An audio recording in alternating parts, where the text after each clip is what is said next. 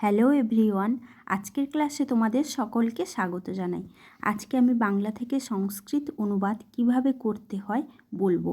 আজকের ক্লাসটি সপ্তম এবং অষ্টম শ্রেণীর জন্য খুবই গুরুত্বপূর্ণ। যারা সপ্তম শ্রেণীতে উঠেছ তাদের জন্য আজকের ক্লাসটি খুবই গুরুত্বপূর্ণ।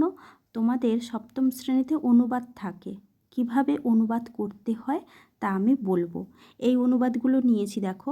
আমি তোমাকে মায়ের মতোই মনে করি, তুমিও মাতা, পিতাও তুমি, বাড়ির কাছে নদী আছে। এই অনুবাদগুলি নিয়েছি। এই অনুবাদগুলি কিভাবে করতে হবে তা বলবো। কোন শব্দ কোন শব্দরূপের মতো হয়েছে, কোন ধাতুরূপটি হয়েছে, কোথায় অব্যয় হয়েছে, কোন শব্দের সংস্কৃত শব্দটা কি, তা সবই আজকের ক্লাসেই বলবো। সংস্কৃতে পুরুষ হচ্ছে তিনটি। কি কি? প্রথম পুরুষ, মধ্যম পুরুষ, উত্তম পুরুষ। আর বচন হচ্ছে তিনটি: একবচন, দ্বিবচন, বহুবচন। এবারে মনে রাখবে, প্রথম পুরুষে থাকে স, তৌ, তে, মানে সে, তৌ হচ্ছে তারা দুজন, তে হচ্ছে তারা, মানে দুইয়ের বেশি বোঝাচ্ছে, বহুবচন। মধ্যম পুরুষে থাকে তুমি, তোমরা, তম, যুবাম, জুয়ম। উত্তম পুরুষে থাকে আমি, আমরা। কিভাবে থাকে? একবচন, দ্বিবচন, বহুবচন। কিভাবে থাকে? অহম, আবাম, বয়ম। অহম মানে আমি, আবাম মানে আমরা দুজন, আর বয়ম হচ্ছে আমরা, মানে দুইয়ের বেশি বোঝাচ্ছে। এরপরে প্রথম অনুবাদটি কিভাবে করতে হয়েছে দেখো। আমি তোমাকে মায়ের মতোই মনে করি। এখানে আমি, অহম, অহমটা কি? উত্তম পুরুষ, একবচন, তাই তার ক্রিয়াপদটিও হবে উত্তম পুরুষ একবচনের। বাংলা থেকে সংস্কৃত অনুবাদের নিয়মটা হচ্ছে কি, কর্তা যে পুরুষ যে বচনের হবে, ক্রিয়াপদটিও সেই পুরুষ সেই বচনের হবে।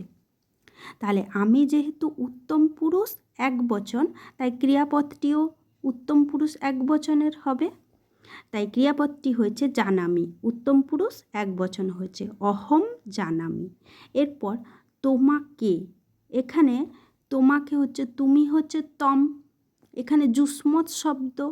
তোমাকে হচ্ছে দ্বিতীয়ার একবচন নিতে হবে। যুষ্মৎ শব্দের দ্বিতীয়ার একবচনের হচ্ছে তাম। তাম কার মতো?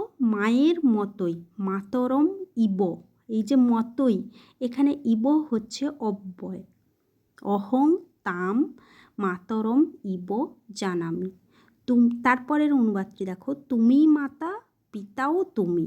এখানে তুমি, তুমিটা হচ্ছে মধ্যম পুরুষ একবচন, তাই তম। আর এব, ইর সংস্কৃত হচ্ছে এব। এখানে সন্ধি করে তম যুক্ত এব, এখানে তমেব হয়ে গেছে। তমেব মাতা, পিতা চ তমেব। এখানে ইর সংস্কৃত হচ্ছে এব, এবটা হচ্ছে অব্যয়। এর আগের অনুবাদে ছিল মতো, মতোর সংস্কৃত হচ্ছে ইব, ইবটা হচ্ছে অব্যয়।